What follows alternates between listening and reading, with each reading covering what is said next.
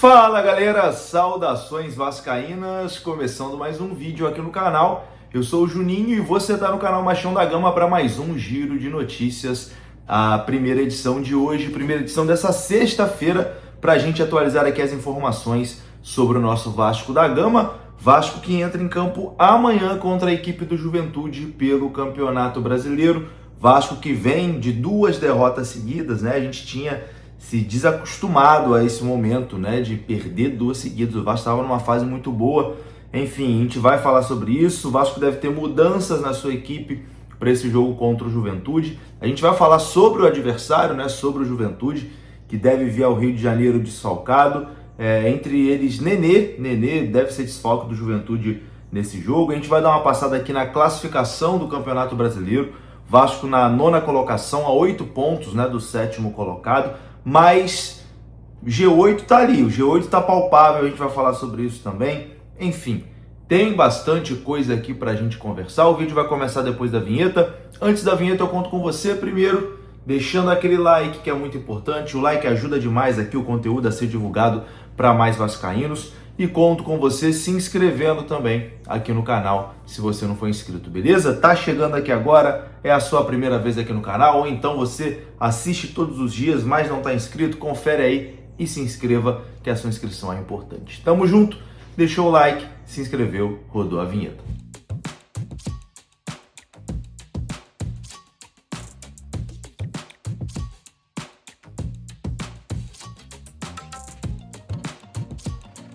Bora lá então, meus amigos, começando aqui mais um vídeo, o canal Machão da Gama, que é um oferecimento da BetSul. BetSul, nossa parceira aqui, então se você ainda não tem o seu cadastro na BetSul, faça agora. O link para você fazer o seu registro tá aqui no QR Code e também no comentário fixado, beleza? BetSul, parceira aqui do canal Machão da Gama, as melhores super odds estão na BetSul, então corra para utilizar. Tamo junto? Faça o seu registro que você ajuda aqui o canal Machão da Gama.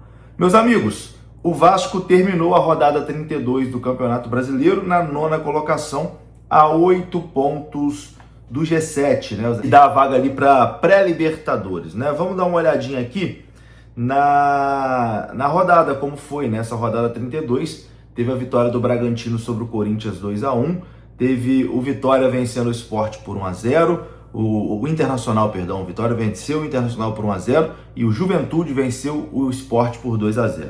Botafogo venceu o Vasco, o Atlético Mineiro fez 3-0 no Bahia, o Grêmio foi derrotado em casa pelo Cruzeiro por 1-0.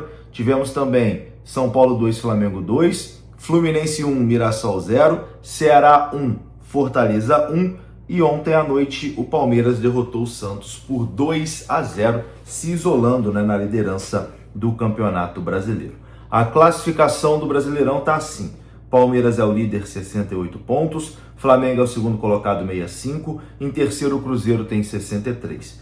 Quarto lugar o Mirassol, fechando o G4, 56 pontos. O Bahia também garante nesse momento vaga direta, né, para a fase de grupos da Libertadores com 52 pontos.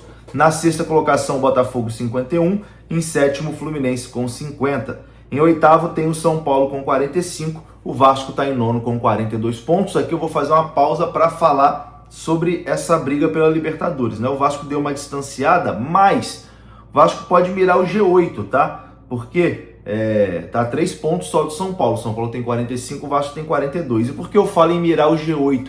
Porque Vasco, Fluminense, Cruzeiro e Corinthians estão aí na semifinal da Copa do Brasil. Caso o Vasco não seja campeão da Copa do Brasil, o G7 do Campeonato Brasileiro só não vira G8 caso o Corinthians seja o campeão. Se Fluminense ou Cruzeiro forem campeões da Copa do Brasil, o G7 vira G8. Então a chance é grande de virar G8. É claro, né? Nossa torcida é para o Vasco ser o campeão, que a gente não precisa de nada disso. Então, mirando na 8ª colocação, o Vasco está apenas 2 pontos atrás do São Paulo. Em décimo vem o Corinthians, também 42. 11º Galo, 40, 12º Bragantino, 39, o Ceará tem 39, o Grêmio tem 39, e aí do 15º para baixo a briga do rebaixamento tá boa, hein? O Internacional tem 36, o Vitória tem 34, e dentro da zona do rebaixamento tem o Santos com 33, o Juventude com 29, nosso próximo adversário, Fortaleza com 29 e o Sport Recife, já rebaixado, com apenas 17 pontos.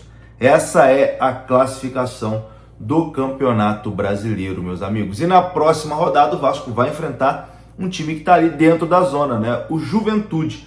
E o Vasco já está se preparando, né, para essa partida de amanhã contra o Juventude. E o técnico Fernando Diniz certamente terá mudanças na escalação titular, com pelo menos 2 mudanças já previstas, né?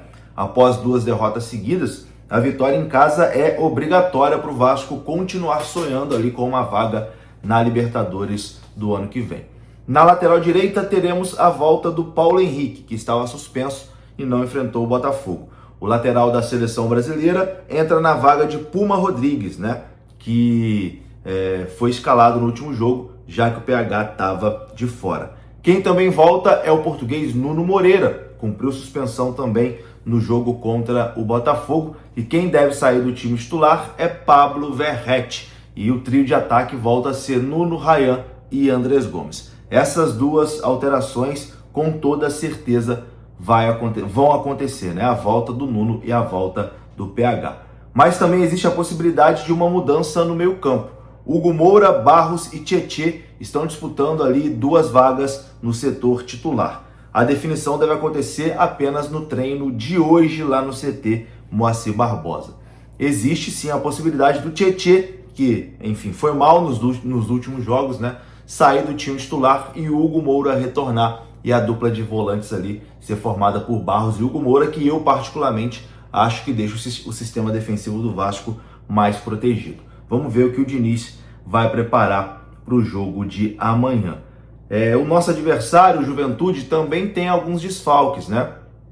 2 ex-jogadores do Vasco bem provavelmente não vão atuar. Um com certeza não, o outro é dúvida. O volante Sforza, lembra dele? Pertence ao Vasco da Gama, está emprestado à Juventude e por questões contratuais não pode jogar contra o Vasco, né? Então é desfalque para o Juventude nessa partida.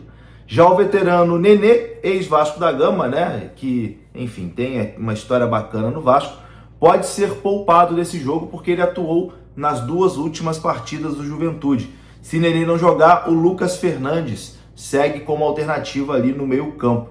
O Carpini, inclusive, falou sobre isso, disse o seguinte, ó, abre aspas: eu insisti numa sequência com o Nenê, que fez um jogo muito bom contra o Palmeiras. Agora temos a opção do Lucas Fernandes, que ganhou mais alguns dias de recuperação e pode fazer uma função parecida. Fecha aspas aqui para o técnico do Juventude. Pode poupar o Nenê desse jogo, mas eu acho que o Nenê vai acabar vindo para o Rio de Janeiro, né? Até para ter esse reencontro aí com o Vasco, com a torcida do Vasco. O Nenê gosta bastante, enfim. Vamos aguardar. O Vasco que não tem um retrospecto bom contra o Juventude não, tá? Nem em São Januário o retrospecto é bom. Vasco e Juventude já se enfrentaram 11 vezes pelo Campeonato Brasileiro no estádio de São Januário. E os números são até difíceis de acreditar. O Vasco tem apenas 1 vitória contra o Juventude em São Januário. 8 empates, todos por 1-1. 8 empates por 1-1 e 2 vitórias do Juventude. Inacreditável, né? Mas o retrospecto do Vasco contra o Juventude não é bacana. É mais um tabu pra gente quebrar. Meus amigos, eu vou ficando por aqui. Se você gostou do vídeo, deixa o like que é importante. Se inscreva. Até a próxima. Fui. Quem é vascaíno sabe que as maiores vitórias vêm com paciência, garra e fé. Na vida é igual. Conquistar as coisas não é fácil. Conquistar é para quem planeja. E com o consórcio do Grupo Viriato, você transforma o seu sonho em meta e meta em conquista, no seu ritmo. Com a Viriato Corretoras de Seguro, você conquista aquilo que você acredita desde o primeiro jogo. Entre em contato pelo telefone que está aparecendo na sua tela e fale com um especialista.